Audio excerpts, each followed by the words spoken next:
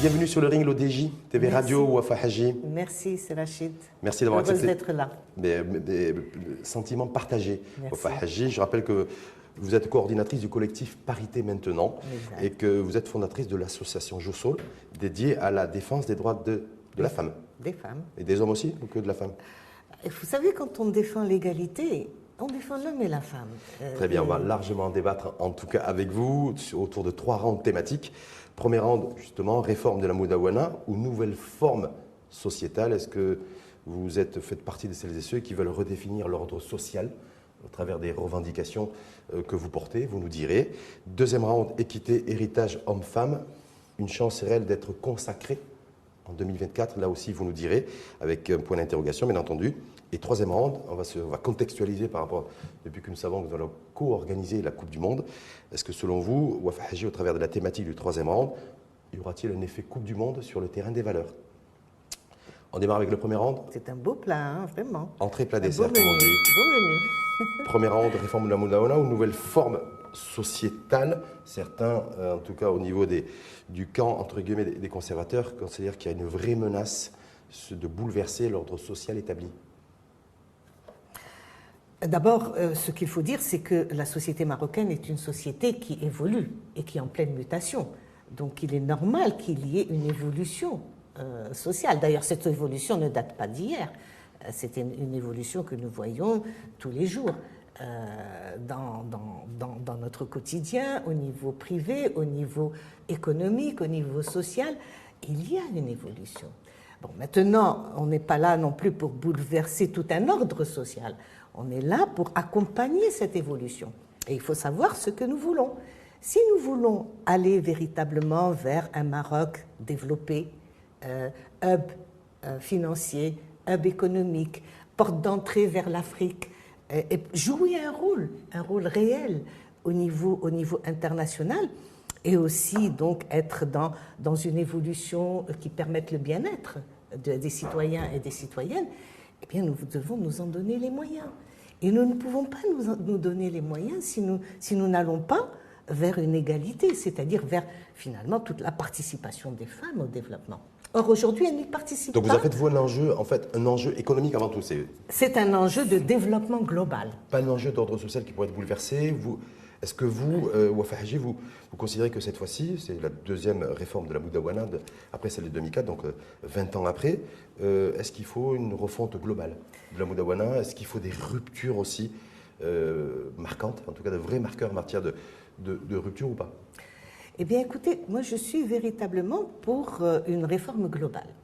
Une réforme globale sur des principes qui sont inscrits aujourd'hui dans la Constitution marocaine, qui sont les principes d'égalité, les principes de parité, et aller donc vers finalement une harmonisation de l'ensemble des textes juridiques avec ce qu'a amené la Constitution, qui était véritablement une étape décisive et importante. Alignement avec les textes juridiques, alignement aussi avec les textes religieux. Écoutez, le cadre. Écoutez, bien sûr, puisque de toute façon, nous sommes dans une optique où le Code de la famille a toujours été sensible sur la question justement du religieux. Mais moi, je pense que le religieux, écoutez, cela dépend comment on interprète. Il y a l'ijtihad dans les textes. Et il faudrait donc qu'il y ait ce qu'on appelle le tsanwir, c'est-à-dire que véritablement, on ose l'ijtihad qui est bloqué pendant des années. Donc, pour moi, c'est un refonte enjeu globale avec des ruptures, pour vous. avec des ruptures. Vous ne craignez pas qu'il y ait des personnes qui se sentent heurtées, qu'il y ait des blocages qui se constituent? Vous avez vu sur les réseaux sociaux l'avalanche, la cascade de prise de position, plutôt d'ailleurs très dynamique, avec une dynamique enclenchée du côté des conservateurs, et peut-être aussi des conservatrices, en disant voilà, attention, il y a une nouvelle tentative sérieuse aujourd'hui de revenir sur nos traditions, sur nos acquis religieux, sur nos acquis sociaux et essentiellement d'ailleurs sociétaux. Ça, vous l'entendez? Depuis une semaine, c'est très prégnant sur les réseaux sociaux. Oui, de toute façon, comme je vous l'ai dit, le code de la famille est un code sensible parce que c'est un code qui prend en charge la réglementation de la famille, donc la cellule de base en fait de la société marocaine. et aussi donc qui est lié effectivement à la charia, etc. Mais moi, je pense qu'il ne faut pas se tromper d'ennemi dans tout ça. 2004 n'a été une étape importante, mais qui a laissé beaucoup de dysfonctionnements que l'on a vus pendant ces 20 années. Et il faut d'abord répondre à ces dysfonctionnements. Le mariage des mineurs, la polygamie, bien sûr le partage des biens acquis pendant le mariage, les procédures de divorce, la tutelle, la responsabilité partagée de la famille. Voilà, donc il y a des thématiques importantes. Ça, c'est prioritaire pour vous? Bien sûr que c'est prioritaire. Mais finalement, il faut que cela soit fait dans le cadre des principes d'égalité et d'équité et de parité. Parce que c'est ce qui permettra de créer non pas une famille déséquilibrée, mais une famille beaucoup plus équilibrée. En tout cas, par rapport au contexte, est-ce que vous considérez que par rapport à 2003 et 2004, parce que la commission a été créée en 2003, et donc on a pris connaissance effectivement de la nouvelle mouture de la Moudawana, Code de la famille en 2004, est-ce que le climat aujourd'hui est plus favorable ou on est dans un contexte aujourd'hui quasiment aussi tendu, en tout cas sur les vrais sujets sur lesquels on va revenir d'ailleurs dans le deuxième round autour de l'équité, l'égalité en matière d'héritage, parce qu'on voit des prises de position sur les réseaux sociaux qui sont Moi, je pense très que tranchées. le terrain est plus favorable. Pourquoi? D'abord parce que 2003 a été précédé par 1999, la présentation du plan d'intégration de la femme au développement, et qu'on devait passer de la sacralité du statut personnel à une loi comme les autres, en tout cas une loi qui gère la cellule familiale. Donc c'était véritablement une rupture avec la sacralité d'un texte. Donc c'était difficile, c'était beaucoup plus difficile. Aujourd'hui, moi je pense qu'il y a une évolution de la société qui rend plus perméable finalement la perception de la nécessité de revoir le code de la famille. Et quand vous voyez tout ce qui se passe sur les réseaux sociaux, on n'a pas pas cette impression. Vous savez, les réseaux sociaux, c'est une chose. Ce n'est pas non plus tout. Je pense que les réseaux sociaux peuvent donner une certaine température, mais il faudrait qu'il y ait un débat serein. Aujourd'hui, nous avons besoin d'un débat serein, d'un débat équilibré, où tout le monde s'exprime, et nous arriverons certainement à sortir avec quelque chose qui tient la route. Mais en tout cas, vous dites aujourd'hui que le contexte est beaucoup plus favorable aujourd'hui qu'il ne l'était il y a 20 ans. Oui, parce que nous avons d'abord un nouveau modèle de développement et qui a été clair. Dans les textes. Dans les textes, bien sûr.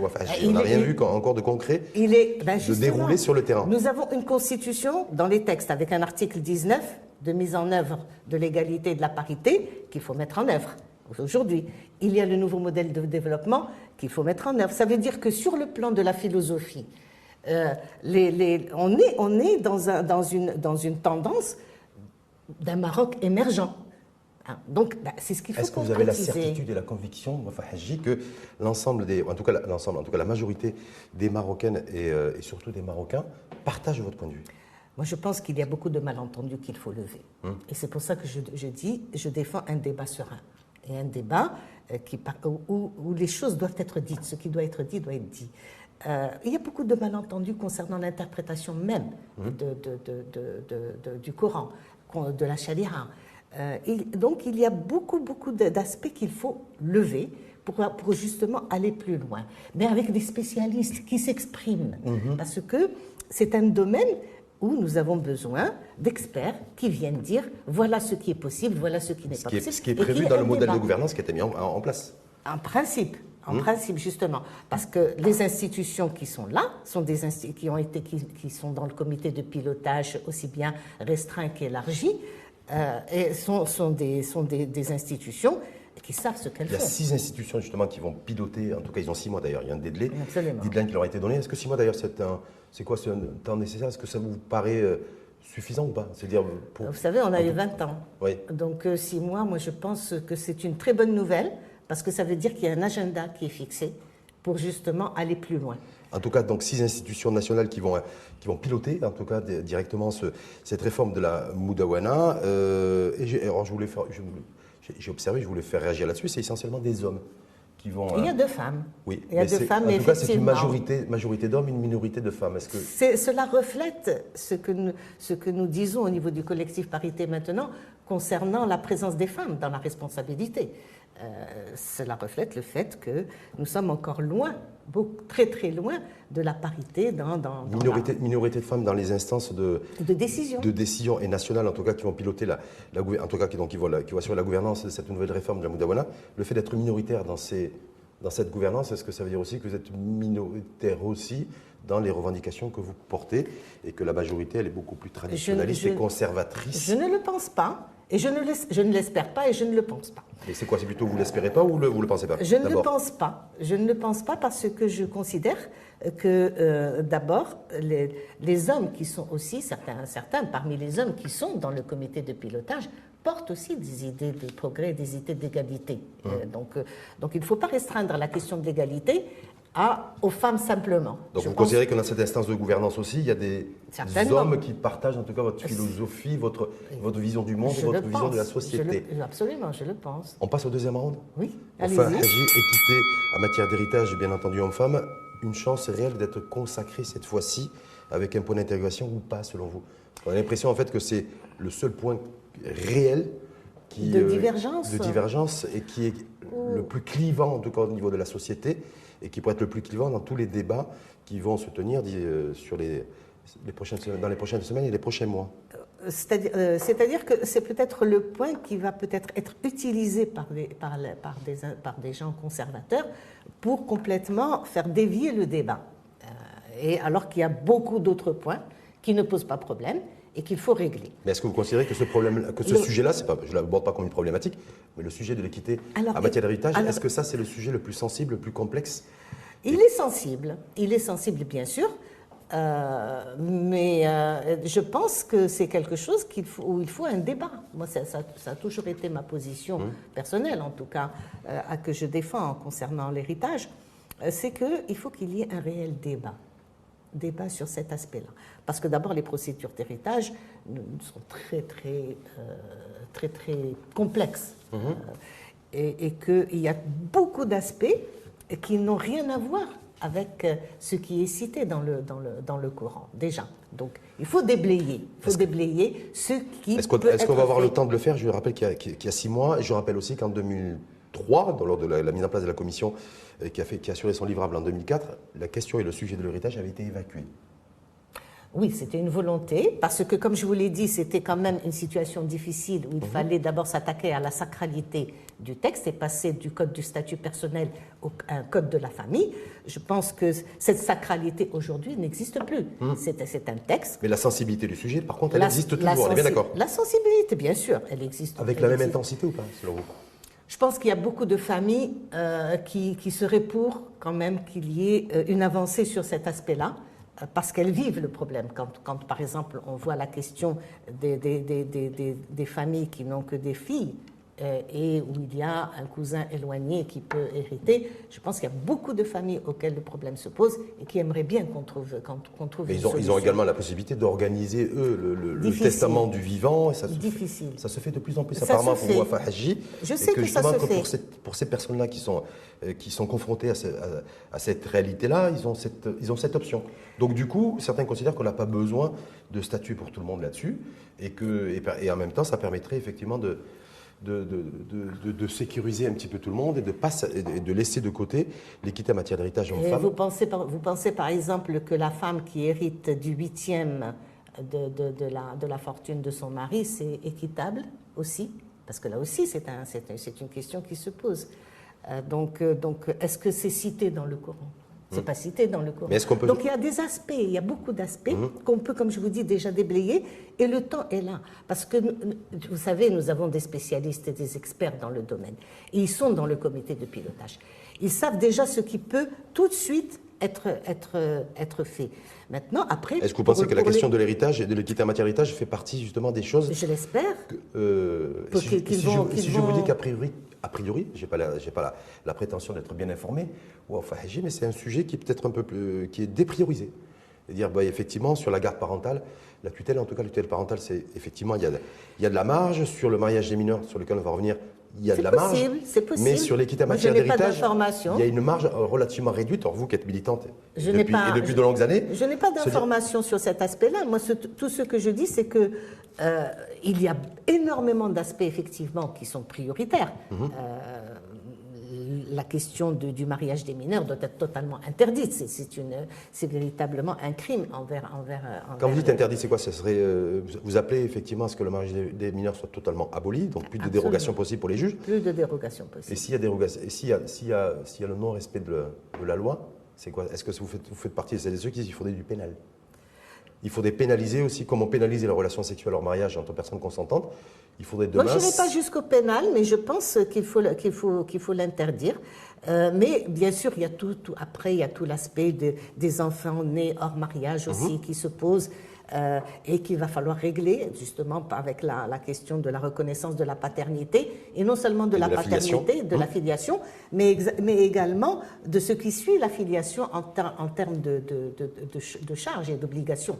Parce qu'aujourd'hui, on peut reconnaître la filiation, mais ne pas reconnaître tout ce dont le père est redevable en termes d'obligations envers l'enfant. Donc, il faudra régler tout ça. Dans la progressivité ou de manière très, je veux dire, de manière accélérée? Moi, je pense que cette année et cette réforme est une réforme où véritablement il faut revoir la globalité de la fonction de la famille, parce que c'est libérer des potentiels,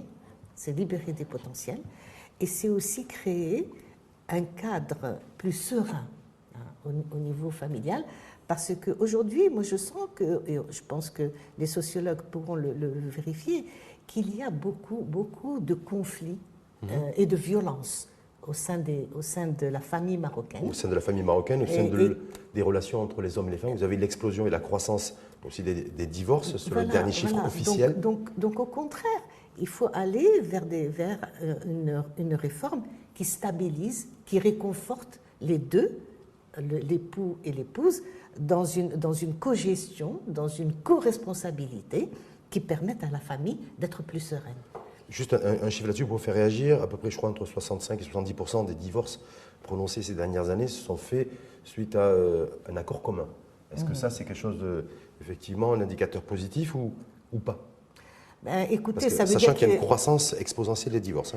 Oui, les divorces, de toute façon, ne pouvaient qu'augmenter, comme je l'ai dit, avec les situations de crise que vit aujourd'hui la famille et qu'il faut régler. Maintenant, et qui ne va pas être facile parce que c'est les crises souvent qui sont dues à un contexte économique et social difficile. Donc ça va être compliqué de trouver des solutions, clairement. Oh, vous savez... Parce que la majorité des divorces sont suite à la demande de l'épouse, de la femme, et c'est essentiellement pour des raisons socio-économiques.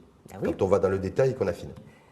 Donc là, ça va être un peu compliqué peut-être de trouver des solutions. Non, parce que quand on dit des problèmes socio-économiques, c'est généralement parce que justement au sein du couple, il n'y a pas cet équilibre de gestion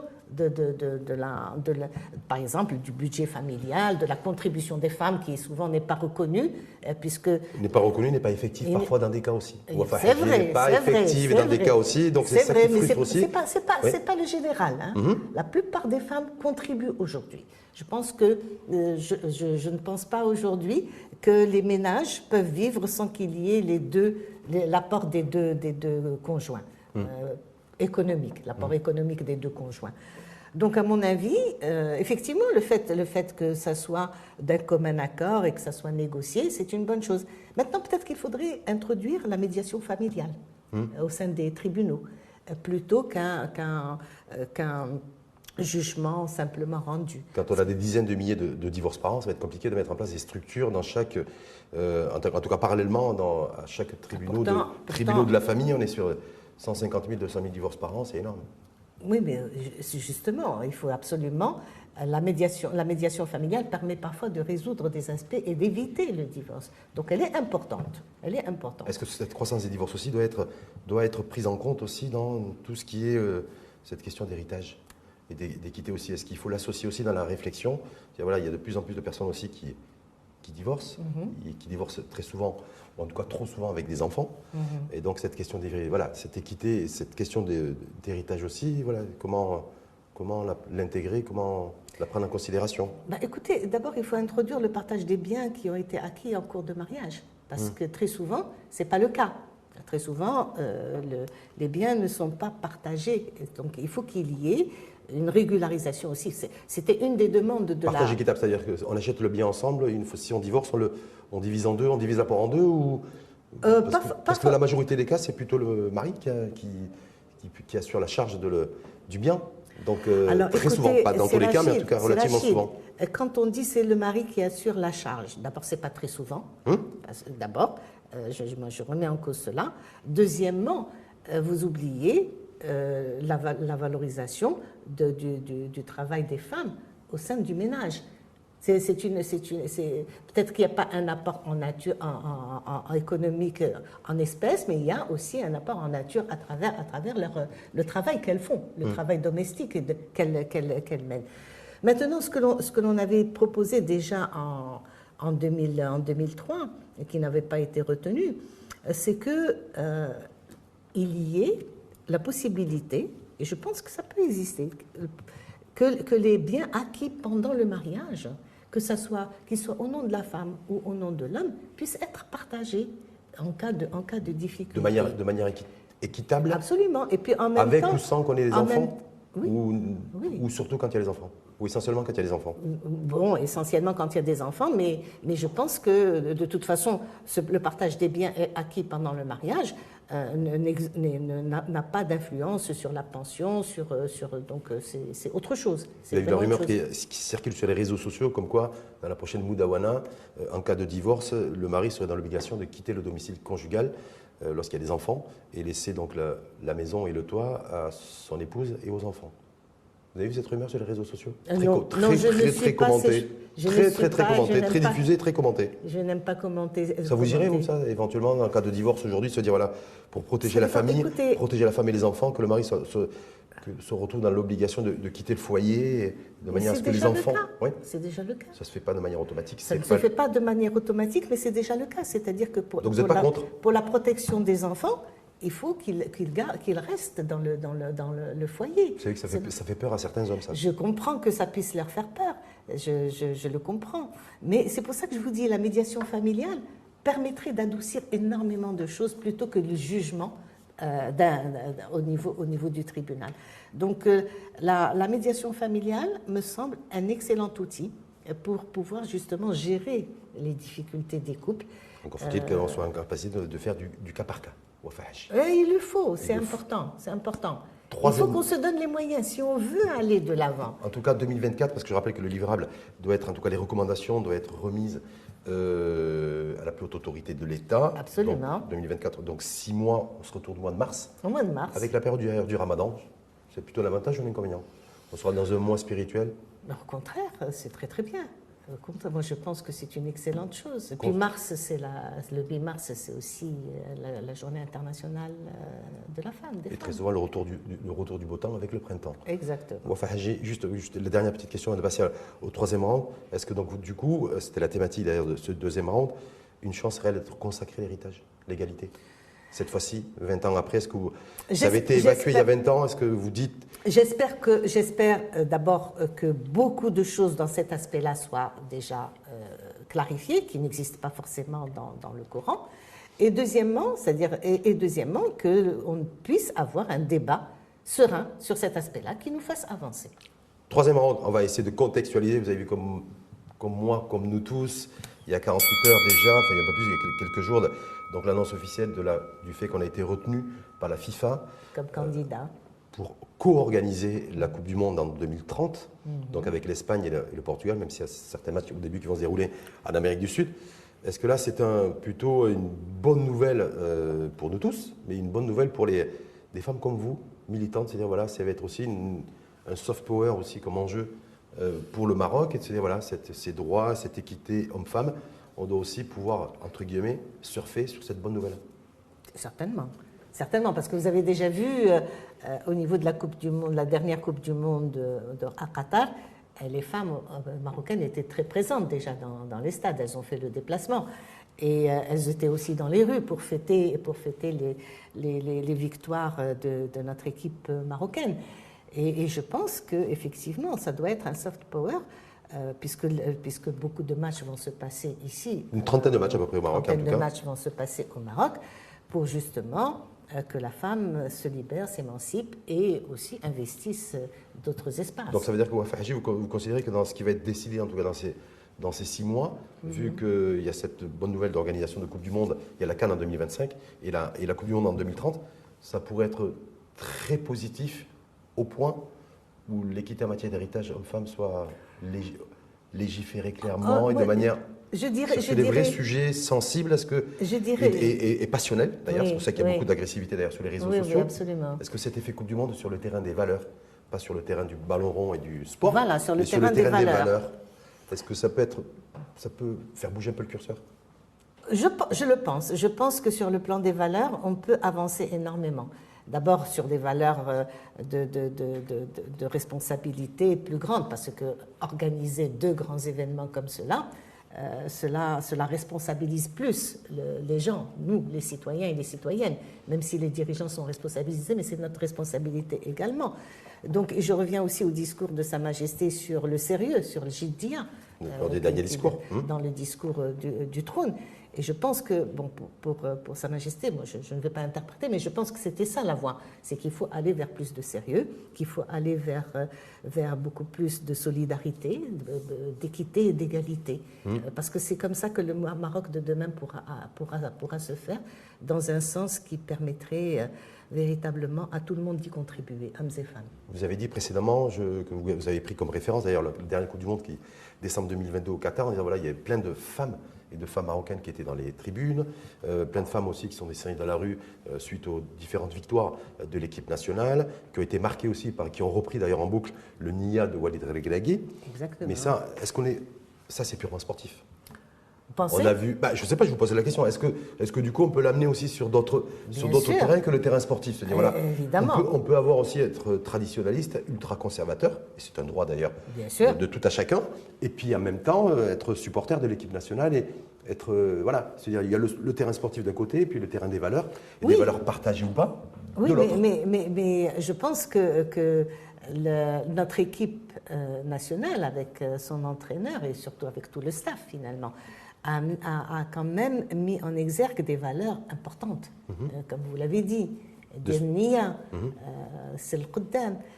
Il y a eu la valorisation de la mère, effectivement, mais aussi de la femme. Les femmes étaient présentes, les femmes des joueurs étaient là dans le public. Donc moi je pense que cette équipe avait apporté beaucoup de valeurs, et qui se retrouvent pas forcément simplement dans le domaine du foot, mais qui vont se retrouver aussi dans notre quotidien. Et je pense qu'elles influent déjà. Plus le séisme, qui a fait des victimes énormes, mais en même temps, et qui a montré qu'il y avait une solidarité exceptionnelle. On dit que solidarité et fraternité, c'est effectivement un marqueur marocain. C'est l'entraide. Par contre, sur le terrain des valeurs, certaines valeurs, je reviens à celle, effectivement, sur l'égalité. Sur l'égalité en matière d'héritage. Là, par contre, chacun pour soi. Écoutez, chacun aussi se dit, je pense qu'il ne faut pas focaliser simplement sur l'héritage, parce qu'en focalisant sur l'héritage, on oublie tous les autres aspects du code de la famille, qui sont tout aussi importants que la question de l'héritage. Maintenant, est-ce qu'on va aller vers plus d'égalité ? Moi, je pense que le Maroc est en train d'avancer sur le chemin de l'égalité. C'est juste une question de temporalité. Peut-être que 2024, ça sera encore trop tôt. Je ne sais pas, peut-être.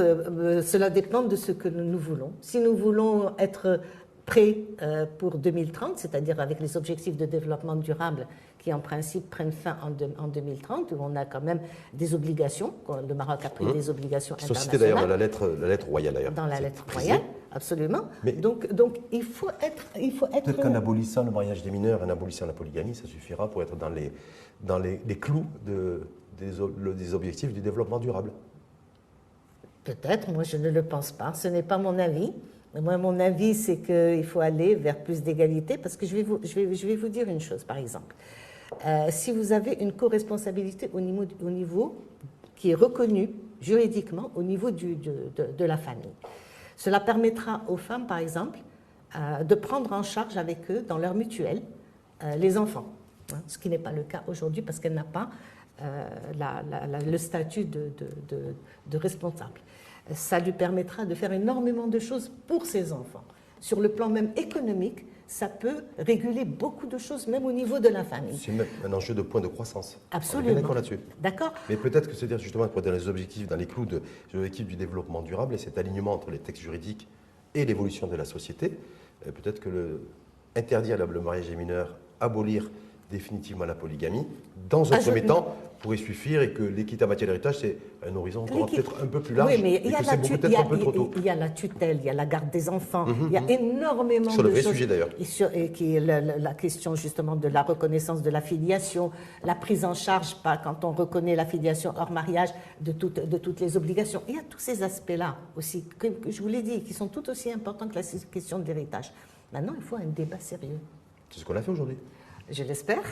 Merci en tout cas infiniment à vous, Wafa Hadji, je rappelle coordinatrice du collectif Parité Maintenant. Donc le parité, c'est parité maintenant et équité maintenant. Parité maintenant, effectivement, équité maintenant. Et j'espère que nous irons effectivement vers une loi cadre qui permettra aussi donc de libérer le potentiel des femmes. Et toutes les énergies par extension. Et je les rappelle énergies. Également que vous êtes fondatrice de l'association Josour. Forum des femmes marocaines et première présidente. Dédiée à la défense des droits des femmes. De la femme et des droits humains aussi. Oui, bien sûr. Vous savez, quand on parle des droits des femmes, on parle des droits humains. Et personnellement, je n'ai jamais été contre les hommes. Au contraire, je considère qu'il doit y avoir réellement une solidarité entre les hommes et les femmes pour que nous puissions avancer. Merci en tout cas infiniment à vous. Merci à vous. Et bonne chance. Et puis bonne chance aussi parce qu'il y a aussi dans ces 6 mois qui sont devant nous, mais des combats, les combats sur lesquels vous militez depuis des années, mais ils sont au bout du jour. Tout ce que je peux souhaiter, c'est que ça se fasse dans la sérénité. Merci une fois de plus en tout cas à vous et à très bientôt. À très bientôt.